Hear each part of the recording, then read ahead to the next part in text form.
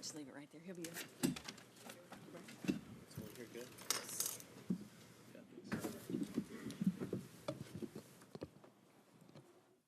All right, I'd like to welcome representatives from the Historical Commission. And Mr. Walker, I will ask you to introduce your staff and let us know if you can live with the budget assigned or if you have other requests that we need to be made aware of. Thank you for being here. Thank you, Chairperson Allen. I appreciate it. And I appreciate this opportunity with Metro Council. We really appreciate your past support.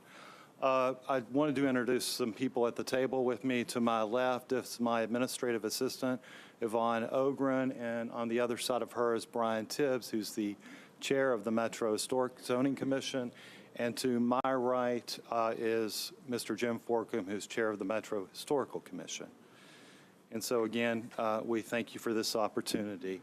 I do want to mention briefly some of our past accomplishments in the last year. The Metro Historical Commission has hosted our 5th annual Old House Fair. We've co-hosted with Tennessee State University for the 36th year the annual African American History and Culture Conference. We've held our 42nd annual Preservation Awards program only yesterday afternoon. Hope you attended that. That was a great program. We've approved 4 historic markers this year and approved 5 markers that have been replaced or repaired. We have approved nominations for 4 properties to the National Register of Historic Places.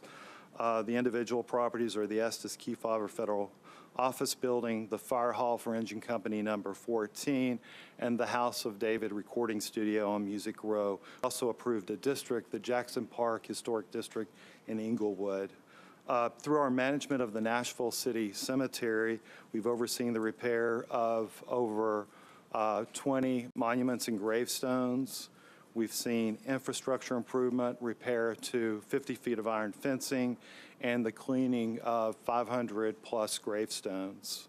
We've sponsored more than a dozen history programs and tours throughout the year, including our more recent spring lecture series with the Davidson County historian, Dr. Carol Busey, who works out of our office. And working jointly with the Metro Parks Department, we've completed a master plan for Two Rivers Mansion, began the process to make repairs to Fort Negley, and we're seeing the completion of Phase 1 construction at Fort Nashborough. As you know, we continue to work with Metro agencies to evaluate and protect our county's historic resources, and this is really most visibly through the historic resource inventory list we maintain and update for the Metro Planning Commission, but it's also used by many other departments. We also are part of MDHA's redevelopment district design review process and set on all of those, and through our capital improvements projects with Metro Parks, Public Works, and Metro Water, we're making an impact. We continue to partner with a number of local nonprofits to promote tourism in our city's rich history, architecture, and culture by both supporting and co-sponsoring events with the Nashville City Cemetery Association, the Nashville Zoo at Grassmere, Friends of Two Rivers Mansion, Friends of Atafama, Friends of Fort Negley, and the district, among others.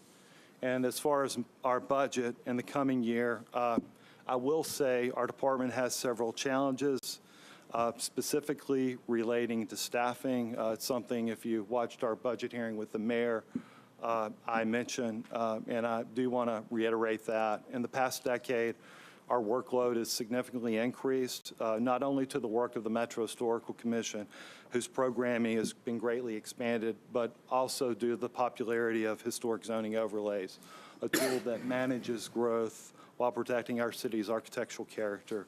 And during this time, the number of properties reviewed by the Metro Historic Zoning Commission has increased by more than 80%, with the designation of 12 new districts and the expansion of 10 districts.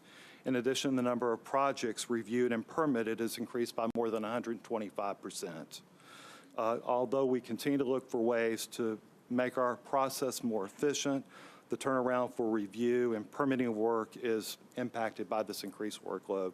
I'll add additionally the updating that the Metro Historical Commission staff does of the survey of the county's historic resources, which include buildings, bridges, stone walls, and cemeteries, is falling gravely behind, with at least half of the city's sub-area community plans more than 10 years old.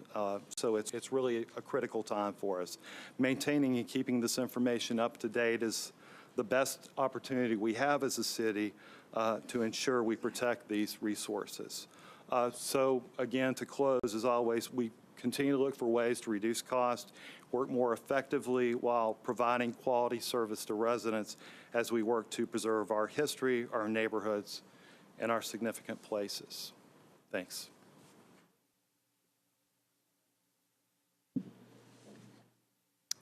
So I will begin with questions. Thank you for your presentation, Mr. Cooper.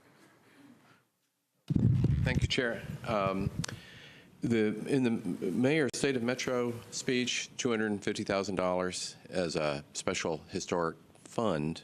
I know with great excitement that was announced. Could you share with us any details that are known about that fund going forward? Sure. It is in still the development phase. The hope is to get that off the ground in the fall. It would be a 50-50 matching grant program. And so the $250,000, I think the maximum grant we're discussing is $100,000.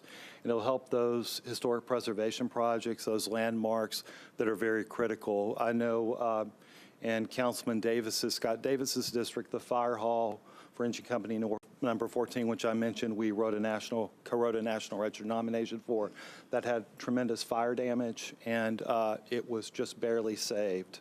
And that would have been one of those properties that might have made use of that fund. I know other council people, like in Van Reese's district, where we've talked about the Masonic home. It's another critical property. And I know in Mary Carolyn Roberts' district, she's talked about the state prison.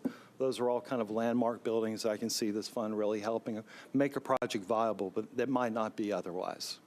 So, thank you. Just to follow up, a building would need to have been landmarked in order to apply, and then the landmarking process. Do citizens suggest buildings to be landmarked, or does the commission, in effect, have a previous view about things that are able to be landmarked? Well, for things to be landmarked, they have to be in a local district, a neighborhood district, or individually landmarked, and the grant does require that a property be landmarked or a part of a district, and ensures that the city doesn't allocate funds to repair of something that might come down by a developer 5 years down the road, that our investment is secure. Okay, thank you very much. Other questions?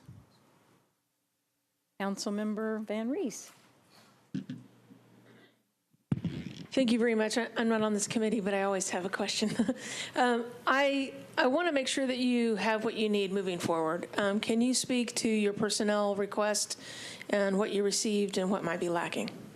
Well, we did request 2 staff positions, one for the Historical Commission and one for historic zoning. There's a real need, especially in historic zoning. If we were to hire that staff person, would be someone with an architectural background, specifically an architectural degree and license. That would be helpful. When I started in the department, we had 3 people that had that background. Today, I'm the only person on staff, and I'm now the director, so it causes me to get involved in things a lot. So it's certainly an expertise we're lacking in the office at this point, and of course, because of the growth of historic zoning, I've been in the office for just over 20 years. I was telling my chair, who wasn't in the office at that time we had 6 people were doing the work of MHC and only 2 doing historic zoning. That's done a flip now, because the Historic Zoning Commission has taken all of our resources. As a regulatory board, we're required to act on things within 15 days of an application being made.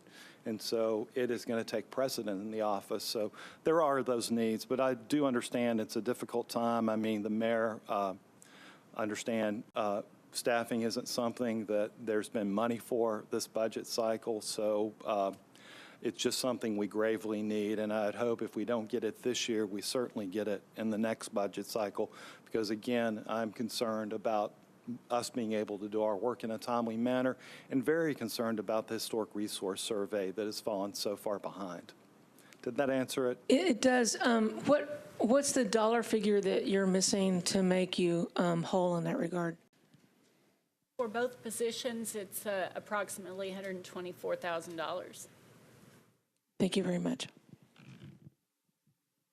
Councilmember Anthony Davis. Thank you, Chair. Yeah, I think that was kind of updated me. I was just kind of curious where you were with, we've added all these overlays, that sort of thing. We sort of touch base on this every year. And I appreciate all the work you do. Like, you guys have done so much more with less, I think, than a lot of folks. And, you know, I've done 2 in the last 2 years, one bigger, one small, and it's been really nice to get those locked in. I missed the first part of your presentation? I'm sorry. Are you adding one person this year, going to 11 people, or is this just a part-time thing or something? Well, I didn't mention it, but my administrative assistant is retiring this fall, taking early retirement. So we've asked for hours. I think it's a quarter of her pay so that she can come in and train the new person. There we go. But that's what that is for, and we're very happy that the administration was able to give us that.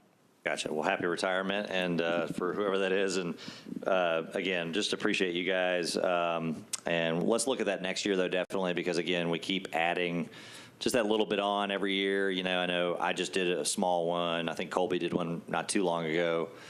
So we just kind of need to keep an eye on that as the year goes on. And you know, the more we pile on, it doesn't, you know, every year it just adds on more reviews, more additions, more potential new construction, talking from the zoning side of it, of course.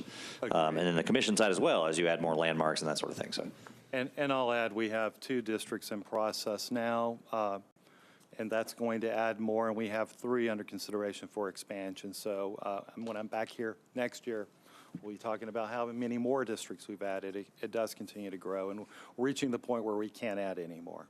right. My final comment is it's just a great, like, kind of balancing thing. We're, you know, East Nashville, I think, is sort of ground zero for a lot of this growth. I mean, the whole county, but we're just a good, like, you know, melting pot of everything, and doing some historic overlays or conservation, especially overlays, combined with all the growth. You know, if we rezone some things and we, you know, we sort of jump on board with the growth, but then we also do some conservation overlays, I think it just gives us a good balancing for Davidson County. And so I appreciate the work you guys do. Thanks.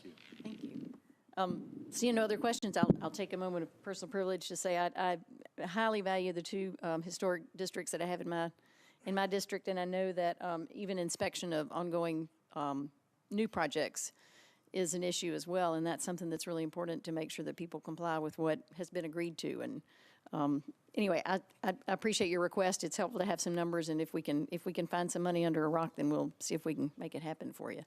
Thank you. If there are no other questions, then I will adjourn this one and move on to the next. Chairman Pardue.